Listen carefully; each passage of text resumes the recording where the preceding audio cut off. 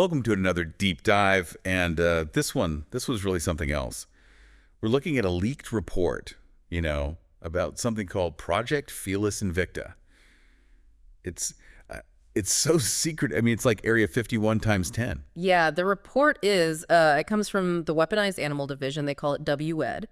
It's at Area 51, of course, and it's really, when you read it, it's like you're right inside one of those science fiction thrillers. It really is, right? Yeah. The report is by this guy, Commander Richard. They call him Blister Byrnes. And he's the one updating the WAD command on how this project is going. Mm-hmm. And you can kind of feel him, like, almost struggling with it all. Yeah. Like, how do you put these big scientific things, balance that with what they're actually making, Yeah, it really makes you wonder, like how far is too far when you start, messing with science, especially when you're trying to make weapons. So tell me, what is this Project Felis Invicta? What are they trying to do here? Well, what they're doing is they want to make better cats, make them like super operatives or something for all these like dangerous missions they got. I mean, can you imagine like your house cat all of a sudden, it's out there on a secret mission. Wow. Like gathering information and doing all this complicated stuff. Wow. That's a far cry from chasing that little red dot, How do they even start doing something like that? I mean, it's just a matter of like training the cats like super hard or something? Oh, no, it goes way beyond just training. It's they're using like genetic engineering and even like messing with their brains, neural augmentation. These scientists, they're actually like changing the cat's DNA. They're trying to make them stronger, faster, and even smarter, like a lot smarter. Wait, changing their DNA, that's got to be super complicated. I mean, did they run into any problems doing that?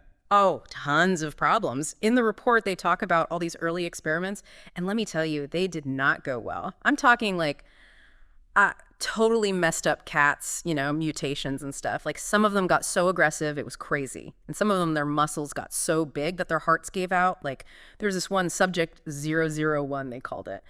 And its brain just grew so fast that it basically went nuts.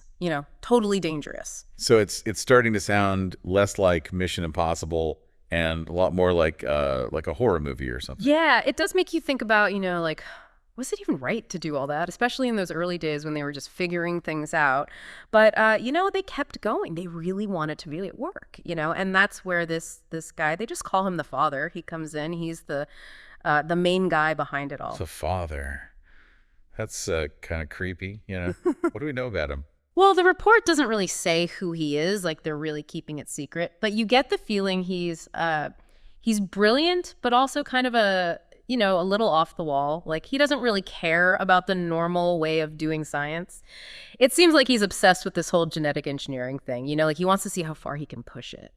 Yeah, someone like that, it could be good or bad, right? Mm-hmm. Like it could be a genius or a total mad scientist. Exactly. And that's what makes the report so interesting. It's so you have the father character. Yeah. And he's doing his thing. Mm-hmm. And he actually makes a breakthrough. He makes this thing called a prototype neural interface. It's like a way to talk to the cats and control them, through their brains. Wait, a neural interface? Yeah. For cats. That's crazy. But I bet it wasn't all rainbows and sunshine, right? Given how those early experiments went. You got it. The first versions of that thing, the PNI, they had some pretty bad side effects. Some of the cats, they started having seizures, others couldn't remember things, and a lot of them just couldn't understand what they were supposed to do. Like their little brains just couldn't handle all that information coming at them. So how'd they get past that? Just like tinker with it until it worked? Yeah, they did a lot of that, like trying to make it work better with the cat's brains and all that. But there's more to it. Remember how I said the father was kind of a rule breaker? Yeah, like he wasn't afraid to try anything. Right, and that becomes even more obvious as the project goes on. It's like, instead of just focusing on making the technology better, he starts doing stuff that's straight out of science fiction. Science fiction, like what? Well, he starts putting human DNA into the cats. And not just any human DNA. He uses DNA from, like, famous people from history, people who were great leaders and stuff, people who could like talk really well, charismatic. Hold on, he's putting human DNA into cats, and not just any DNA, but like super powered DNA from like historical figures. This is getting a little too weird, even for Area 51. I mean, why would he do that? The report doesn't really explain. They blacked out a lot of the details about which historical figures he used, but it says he wanted to make the cats better at planning like strategy stuff, and he wanted them to be able to talk. Talk. He was trying to make cats talk. Yeah, it seems like he was. Like, he was trying to change their vocal cords in their brain so they could actually speak. It's like he wanted to bring, those talking animal movies to life, That's incredible. I mean, also a little scary. Like, can you imagine your cat not only understands you, but actually talks back? Yeah, it's kind of mind-blowing. And all of this leads to them making the best prototype yet. They called it Prototype Alpha 1, codename Supreme Overlord. Supreme Overlord. That's a pretty intense name. What's so special about this one? Supreme Overlord, this was it, like all their research, all their crazy experiments, this was the result. They used lion DNA this time and some more of that special human DNA. And the results, I mean, they were amazing. This cat wasn't just strong and stuff, it was also super smart. So they actually did it. Huh? Made a super smart, genetically engineered, talking cat spy. That's pretty impressive. It is. But like with a lot of these scientific discoveries, especially ones that could be really good or really bad, there's always something you don't expect. And that's what the report really focuses on. That's where things get really interesting. Supreme Overlords, I mean, this cat, it was like the best of the best, right? Strong, smart, good at communicating. But then something happened that nobody saw coming. This cat, it became like self-aware, Sentient. Sentient. Wait, so it wasn't just like really smart. It was actually like conscious, like it knew it existed. Exactly. It was thinking for itself, making its own choices, even like, judging things as right or wrong. And this wasn't something they programmed into it or like, put in its brain with that interface. It just kind of happened, It evolved from all that genetic mixing and the technology. Wow. That changes everything. I mean, they're making a creature that's actually sentient, whether you meant to or not, that brings up a whole bunch of like moral questions, So what did the project people think about this? Well, the report says they were kind of split on it. The father, he thought it was great, like the best thing ever. Like this proved he was right to do things his own way. He thought it was a plus, not a problem. And he wanted to make all the future prototypes sentient too. It sounds like he was really proud, like a parent seeing their kid take their first steps. Mm-hmm. But I'm guessing not everyone was so thrilled about it. Commander Byrnes, the guy who wrote the report, he was really worried. I mean, he knew it could be useful, having a being like that to help with like military stuff, but he also knew it could be really dangerous, like what if they couldn't control it anymore? Yeah, it's like opening like Pandora's box, right? You never know what's going to come out or if you can put it back in.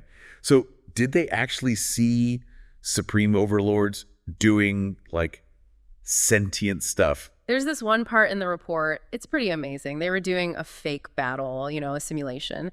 And Supreme Overlord, it figures out that the WAD's plan is all messed up. And then it comes up with a way better plan, like a way smarter strategy.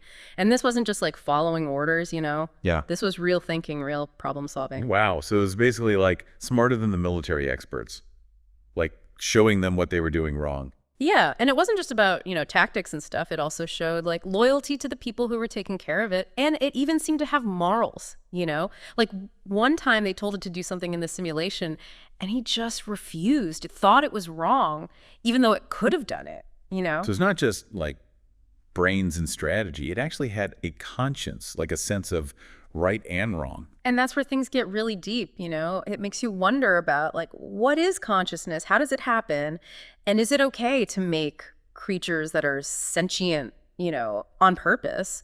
Where did Supreme Overlord's sense of morality come from? Was it from, like, the human DNA they put in it? Or did it just develop because it was so smart and self-aware? If it's that second one, that's huge. It means that maybe sentience, maybe even morals aren't just human things. Maybe anything could develop them if it got smart enough. Yeah, that's a thought, isn't it? Scary and exciting at the same time. And the report doesn't tell us the answer. It just like lays out the facts and leaves us to figure it out. But there's something else going on too, another layer to this whole thing. Okay, I'm listening. What is it? The report talks about how the father and Commander Byrnes, they started to like butt heads. The father, he was all about pushing things further, He saw Supreme Overlord as like just the beginning. So he was like playing God. Trying to control life itself. You could say that.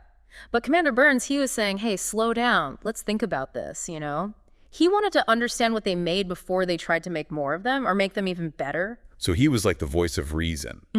making sure they didn't forget about the ethical side of things, you know? Exactly. And that's another interesting part of this whole story, right? It's this classic struggle between, scientific ambition and wanting to be careful, ethical. That's something that's been happening forever, right? Whenever people discover something new and powerful, they have to figure out how to use it responsibly. You're right. And this report, even though it's about this one, crazy project, it reminds us that this is a really important discussion to have. We can't just go ahead and do whatever we want with science. We have to think about the consequences, the good and the bad. It's a sci-fi story, but also like a warning, So what happened in the end? Did Commander Byrnes get through to the father, or did he just keep experimenting? That's the thing. The report just ends there. It leaves us hanging, with more questions than answers. And that's part of what makes it so interesting. It makes you think about all the possibilities and what our role is in all this. It's like science fiction is becoming reality right before our eyes. It's a cliffhanger for sure. Leaves you wanting more. So we've got this whole top secret thing going on, right? This scientist, super smart, but maybe a little too, out there. And then there's this cat, this super cat that's like more aware than most people I know. It's like mixing a spy movie with a philosophy class or something. Yeah, it really makes you think about, where's the line between science and what's right and wrong, and what even is consciousness?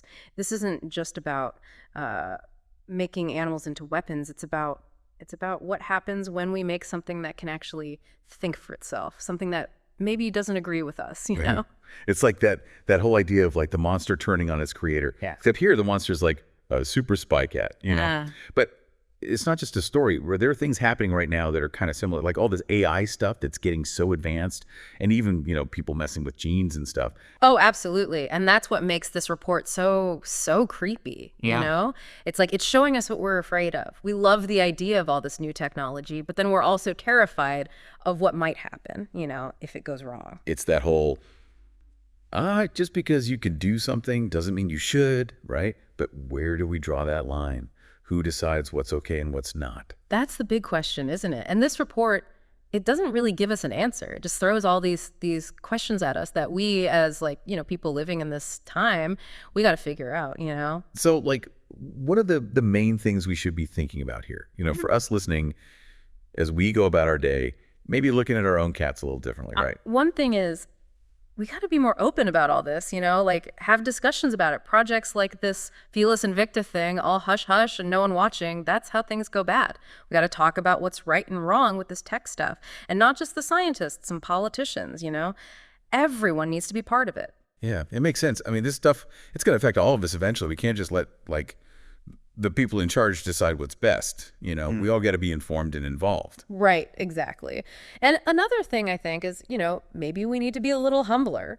We tend to think we're in control of everything, we can just bend nature to our will. But this report, it's like a wake-up call. We're still figuring things out, and sometimes we make things that we don't understand. So we got to be careful and respect the fact that there are things we don't know. And maybe be a little amazed by how complex and mysterious, consciousness really is. I mean, we don't even really understand our own minds. And here we are making new ones in a lab, right? It's pretty wild. It really is. And that brings us to I think the most important thing to take away from all this. This report, yeah, it's about this specific project, but it's really pointing to something much bigger. We're entering this whole new world with technology, and it's going to change everything, how we see the world, even how we see ourselves. And we got to be ready for that. We got to start asking the hard questions and have those tough conversations, if we want to make sure it all turns out okay. This deep dive into Project Felis Invicta, man, it's been a trip. Intrigue, ethical dilemmas, even a little bit of, existential dread. I don't think I'll ever look at my cat the same way again. But it makes you think, right? About the choices we make, all of us, and how powerful science and technology really are. And that's, I think, a good place to leave it for today.